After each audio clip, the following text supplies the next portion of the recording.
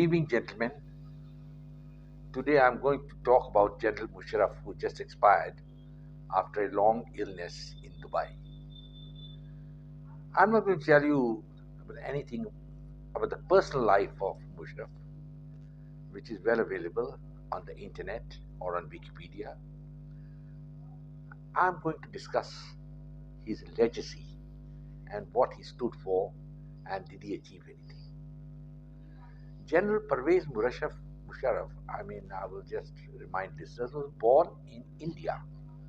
He was born in Old Delhi, but after 47 he migrated to Pakistan, his family also, and he joined the army. He had a reasonably distinguished career, and after that he rose to be Lieutenant General. I salute you, sir, as a man who rose to the rank of Lieutenant General in the Pakistan Army by dint of his own ability. And being a soldier, I can appreciate the achievement of General Musharraf. Actually, the saga really starts when Musharraf was a Lieutenant General in the army. A new army chief was to be chosen, and as per the prerogative of the Prime Minister, it was decided that he will choose the man, and he chose Musharraf. I think it was a wrong decision on the part of Sharif, but the fact remains that he picked a junior general as the army chief, thinking that he was a muhajir, a man who had migrated from India, had no major support in Pakistan, and as such, he would be more amenable to discipline. Well, that was his thinking, but he should have been more circumspect, more careful, and seen how General Zia was selected by Bhutto and he was overthrown and Bhutto was hanged on instructions of General Zia. Anyway, Musharraf became the army chief, but he had differences with the Prime Minister, Nawaz Shariff. Nawaz Shariff was keen on detente with India, a bit of a friendship, while Musharraf at that time was a hawk. He started his career as a hawk, and he, with another 4 generals, made a plan to take the Kargil hills, which had been vacated by the Indian army because of severe winter. It was a foolish decision, no doubt about it, but Musharraf made good use of the foolish decision of the Indian army, and in winter his troops went and occupied the Kargil heights. There was a battle. I'll not go into details, but it led to the fact that Nawaz Sharif decided to take action against Musharraf for starting a war without his knowledge and permission. He indicted 4 generals along with Musharraf and appointed the ISI chief as the new army chief. But Musharraf has army support, and after a conference in the Navy headquarters, in the FOC's office, a decision was taken to remove Nawaz Sharif, and this was done, and Musharraf became the CMLA, the Chief Martial Law Administrator.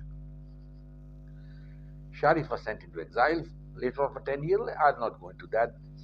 The entire saga is well known. When Musharraf became president, the question arises, what was he going to do? And this is where the crucial factor comes in.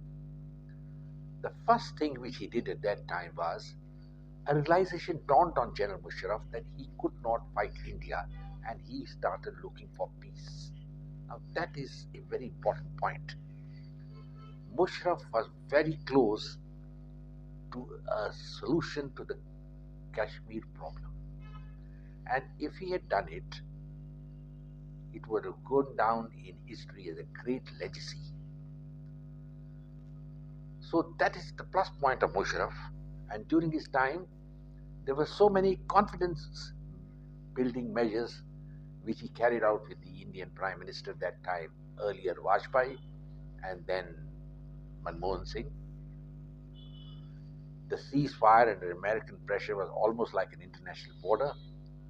The line of control was quiet. There was no firing by Indian and Pakistani troops. That is a very important legacy, and I will tell you what was the plan as far as the Kashmir issue was concerned. There was to be a general disengagement, people to people contact was to be established, borders were to be opened, and the final analysis, the armies of both countries were to withdraw, and there would be some form of joint control, and then things could take off from there. It's a very good plan. Because Musharraf had all the time always said that we cannot have extreme positions and have a solution. We wanted a solution.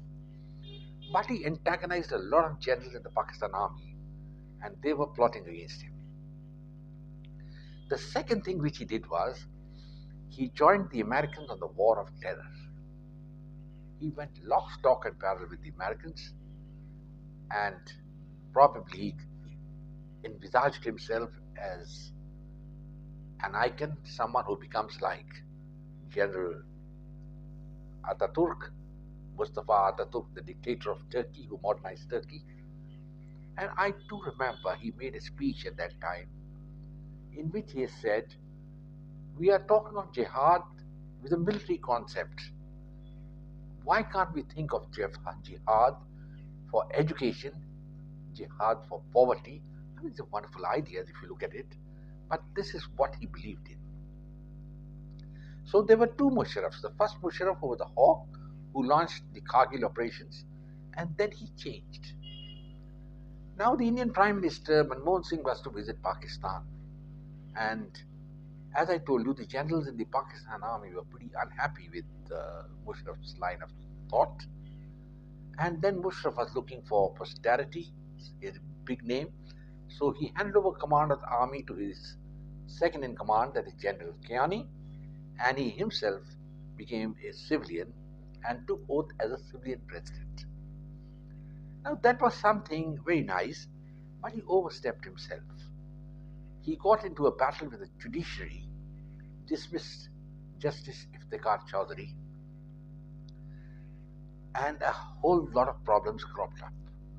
The Americans were keen that Benazir Bhutto be given a role in the government, and he agreed. But he had his reservations, and when Benazir Bhutto asked for approval that she be guarded by the Blackwater security guards, he said no, Pakistan police will do it, and we all know the Pakistan police is not that efficient as the Blackwater security. Net result was, there was a terrorist attack and Benazir Bhutto was killed. A lot of people felt that Musharraf may have had handed it.